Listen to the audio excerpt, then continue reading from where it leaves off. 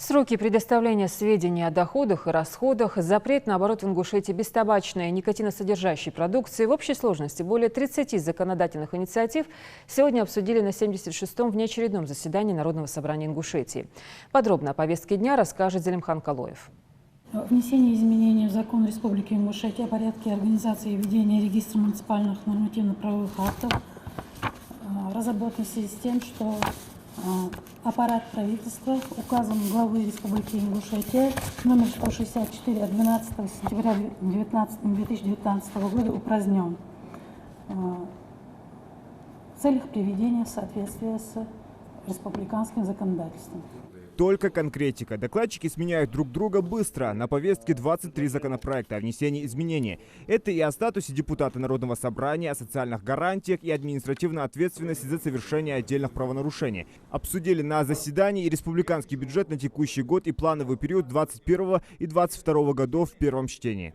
Внесение изменений в сводную бюджетную роспись республиканского бюджета, а именно в случае перераспределения бюджетных ассигнований на финансовое обеспечение мероприятий, связанных с предотвращением влияния ухудшения экономической ситуации на развитие отраслей экономики. В случае увеличения бюджетных ассигнований резервных фондов главы и правительства Республики Ингушетия.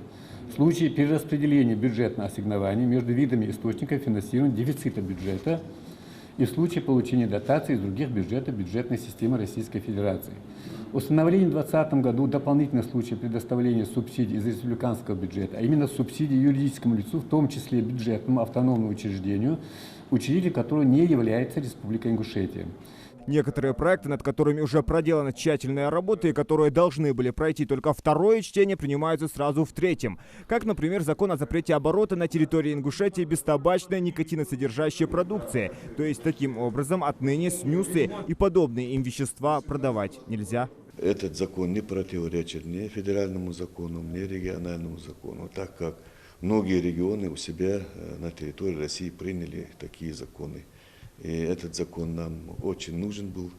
Мы, очевидцы, даже выезжали, у нас группа парламентская была, выезжали на точки, выявляли эти точки и указывали соответственным структурам, где они продают. Сейчас у структур МВД, я имею в виду, у них не было полномочий, так скажем, были полномочия, но ограниченные.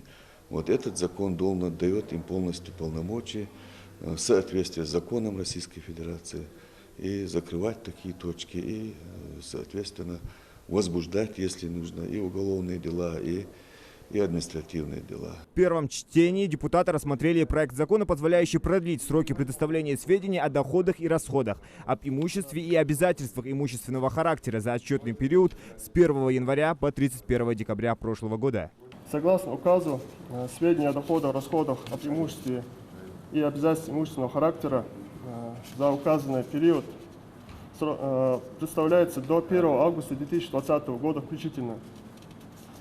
Пунктом 3 данного указа органы государственной власти, органы местного самоуправления также рекомендуется продлить указанный срок представления сведений.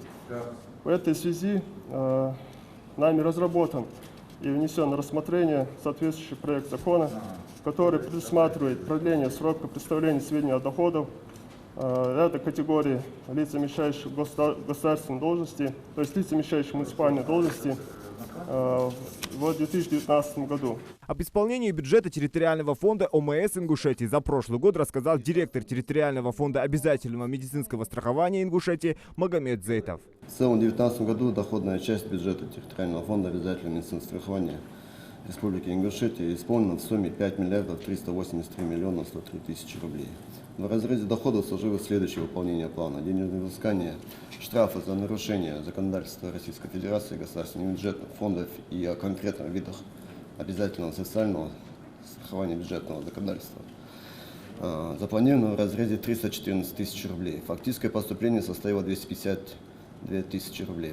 Всего депутаты рассмотрели 23 закона, 2 из которых было снято. Помимо прочего, на заседании обсудили более 30 законодательных инициатив, как Госдумы, Совета Федерации, так и правительства России. Говорили также и о парламентских каникулах. На отдых народные избранники уйдут с 1 июля. Зелимхан Калоев, Асхаб Белакиев, Новости 24.